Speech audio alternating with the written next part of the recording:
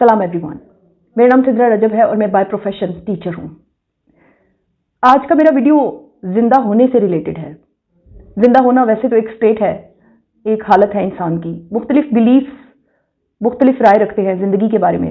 किसी के लिए ज़िंदगी ख़त्म होने के बाद कोई ज़िंदगी है, किसी के लिए जो है बस अभी इसी ज़िंदगी में है, किसी के लिए एक जन्म के अलावा कई और जन्म है। ये सारे स्टेट्स हैं जो इसी ज़िंदगी की मिलने वाली इंफॉर्मेशन के बाद हम अपने अपने डिसीजंस को एक्टिव करते हैं, तो फिर वो एक बिलीफ बनता है। बहुत बचपन से अगर मैं रिकॉल करूं तो जिंदा होना मेरे लिए थोड़ा मुख्तलिफ था, दूसरे बच्चों से जिंदा होना मुख्तलिफ था, क्योंकि उसमें most of the things, most of my actions were just performed by my own accord. यानी जो मैं चाहती थी मैं वो करती थी, तो मुझे लगता था मैं जिंदा हूँ। मुझे अच्छी तरह याद है कि जिंदगी मेरे लिए लम्हा लम्हा चलती थी। आज भी ऐसा ही है।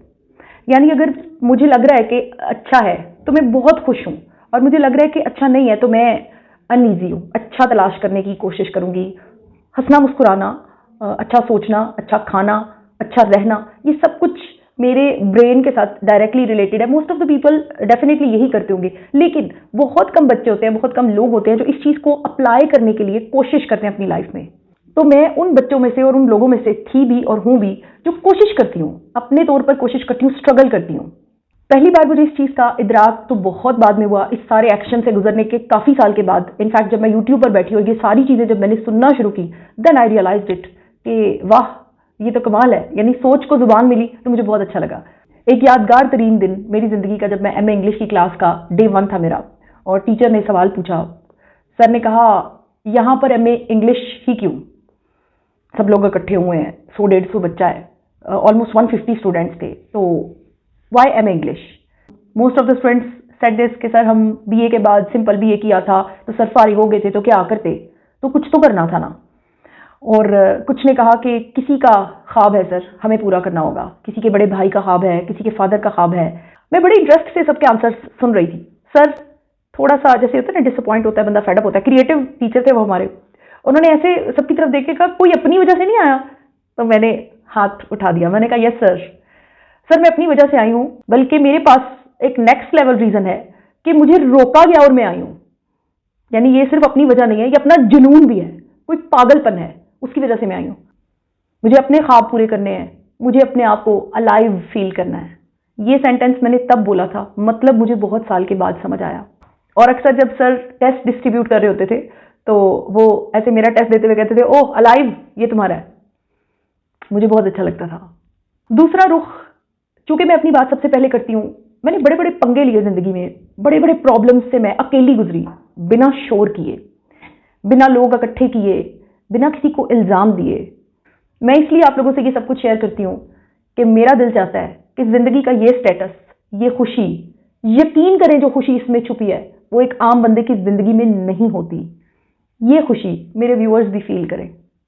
अगर मैं ये कहूँ कि मेरी शादी से पहले के और शादी के बाद के पीरियड में एक बहुत बड़ा क्योस था, तो ये गलत नहीं होगा।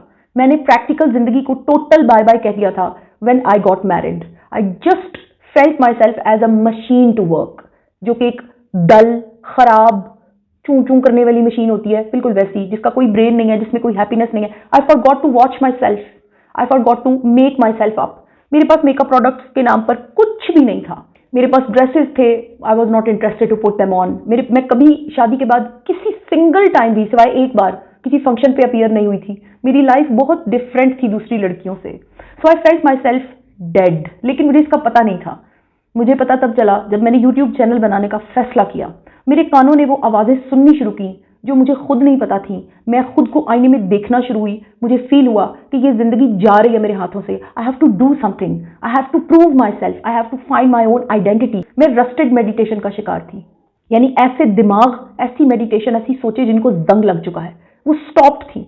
मुझे एक एक करके अपने लिटरेचर के वो सारे रोग, वो जख्म याद आने लगे जिनको मैं रूटीन में छील रही थी, लेकिन मुझे पता नहीं था मेरी स्ट्रेंथ क्या है। उसके बाद मुझे अपना वो स्टेटस याद आया जबकि मैं जिंदा थी और हर काम जिंदा होने के लिए करती थी। और अगर मैं ये कहूं तो गलत नहीं होगा कि मुझे इस चीज का, इस बीइंग अलाइव की पोस्ट का हर गुजरते लम्हे के साथ मजीद अंदाजा हो रहा है। मैं मजीद कदर करती हूँ अपने जिंदा होने की, मैं मजीद रेस्पेक्ट देती हूँ कि मैं जिंदा हूँ, मैं मजीद सेलिब्रेट कर रही हूँ अपने जिंदा होने को। यानी मैं जब जब जिंदगी का ट्रॉमा फेस करती थी तब तब उसका एंटीडोट भी साथ साथ ढूंढती थी। मैं किताबें नहीं छोड़ती थी, मैं पढ़ती थी, मैं एक्स्ट्रा स्टडीज करती थी। किताब कोर्स की मुझे अट्रैक्ट नहीं करती थी, मुझे अंग्रेजी के वॉल्यूम्स बड़े बड़े अट्रैक्ट करते थे, PhD लेवल्स के साइकोलॉजी बेस्ड लेक्चर्स अट्रैक्ट करते थे। ये चीज़ें थी जो मुझे पॉलिश करी थी और मुझे पता तक नहीं था कि मैं इन सारे ट्रॉमास में से गुजर रही हूँ। मैं जिंदगी में इतनी सख्त बीमार हुई थी कि मैं अपने आप को देख नहीं पाती थी और मेरा वेट इतना कम था कि ऐसे लगता था जैसे कि सिर्फ स्केलेटन खड़ा है, कुछ भी नहीं था मेरे अंदर। I wept a lot while watching me. वो वाहिद वक्त था, वो वाहिद डेज थे मेरी जिंदगी के जब मैं हार गई थी, जब मैं हिम्मत हार गई थी। मेरा उन्हीं दिनों में रिजल्ट आया था, तब मुझे पता चला कि मैं हारी नहीं हूं। मेरे अंदर इतनी स्ट्रेंथ थी, मैं चल नहीं पाती थी, मैं बिस्तर पे थी और मैं एक टांग पर खड़ी हो गई थी। And I was dancing those days, क्योंकि मैं मास्टर्स में बहुत अच्छे, पार्ट 1 में बहुत अच्छे मार्क्स लेकर पास हुई थी। So I was alive that time also. मैं तब भी जिंदा थी। आज आपके सामने ये सारी कहानियां डिस्क्राइब करने का सिर्फ एक मकसद है कि मैं आपको बता सकूं कि जिंदा रहना सबसे ज़्यादा आसान है, जिंदा रहना सबसे ज़्यादा ज़रूरी है हम लोगों के लिए। हम वो करें जो हम चाहते हैं तो हम अलाइव रहेंगे, हम खुश रहेंगे। हम चंद लोगों की वजह से, चंद ख्यालों की वजह से, चंद रुकावटों की वजह से हम वो नहीं करते जो चाहते हैं। ये सबसे बड़ा जुल्म है जो हम खुद अपने ऊपर करते हैं। किसी भी शख्स को बिल्कुल चांस मत दें कि वो आपको कंट्रोल कर सके, वो आपको अलाइव रहने में प्रॉब्लम क्रिएट करे। मैं सोचती हूँ अक्सर जिंदगी के वो सारे रास्ते जो मैंने बहुत ज़्यादा प्रेशर में फेस किए, अगर मैं थोड़ी सी भी अक्लमंद होती तो मैं उस वक्त भी अपने लिए स्टैंड लेती। एक दफ़ा एक डॉक्टर ने मुझे बहुत बुरी तरह से डांट दिया था। लाहौर जाना होता था मुझे ट्रीटमेंट के लिए और उस डॉक्टर ने मुझे कहा कि निकल जाओ मेरे क्लिनिक से, it's a time to go back now. काश उस वक्त मैं इतनी बहादुर होती, कॉलर से पकड़ती जाके उसको और उसको बताती कि ये मेरे राइट्स हैं, I am your patient and you are responsible to tell me. She just had to check the medicine जो उस औरत को मैंने दिखानी थी और उसने उसको ओके करना था। I never visited her again, हालांकि वो बहुत अच्छी डॉक्टर थी। जिस शख्स ने मुझे बीइंग अलाइव रहने में प्रॉब्लम दिया, आज उनमें से एक भी बंदा मेरे साथ नहीं है। और जो शख्स मेरे साथ है, अगर वो मुझे प्रॉब्लम दे तो मैं उसको हर लम्हा बताती हूँ कि तुम मेरे बीइंग अलाइव होने में प्रॉब्लम क्रिएट कर रहे हो, मुझे जिंदा रहने में तकलीफ हो रही है। छोटे से छोटे मसले को भी मैं जरूर डिस्कस करती हूँ अपने साथ रहने वाले लोगों से, क्योंकि ये मेरा राइट है, ये मेरी लाइफ है, ये मुझे एक बार मिली है और मुझे इसको इस तरह गुजार के जाना है कि मैं मरते वक्त ये सोच रही हूँ कि I am easy, I was alive, मैं खुश थी, मैं ठीक थी। जाते जाते ये कहूंगी कि जिंदगी के आखिरी लम्हात में हमने अक्सर लोगों को देखा है माफिया मांगते हुए या माफ करते हुए। मेरी नज़र में ये इतना आसान नहीं है। हो सके तो मेरा एक वीडियो देखिएगा जिसको मैंने आई एम सॉरी टाइटल से टैग किया है। सो इसके अलावा भी एक इंसान के पास कुछ और होना चाहिए सोचने के लिए, जैसे कि बहुत अच्छी जिंदगी थी मेरी, बहुत अच्छे राइट्स और ड्यूटीज दोनों ट्रैक्स पर मैं इक्वल चलता रहा। मैंने किसी को हर्ट किया तो मैंने उसकी भरपाई भी की। मैंने उससे माफिया मांगने के बजाय अपने रवैये से साबित किया, या तो फासला क्रिएट किया या फिर दिल से उसे छोड़ दिया या फिर दिल से उसे ज्वाइन कर लिया। कुछ ऐसा किया जिसने मुझे सेटिस्फाई किया। While living this world we should be thinking of this thing कि वी वर अलाइव, हम जिंदा थे, मरने का वक्त आ गया है। जिंदा होते हुए मरना कोई अक्लमंदी नहीं है। यही मेरा आज का पैगाम है। आपने अपने कीमती वक्त में से मेरे वीडियो को देखा, मैं इसके लिए बहुत ज़्यादा थैंकफुल हूँ। Thank you so much, good bye.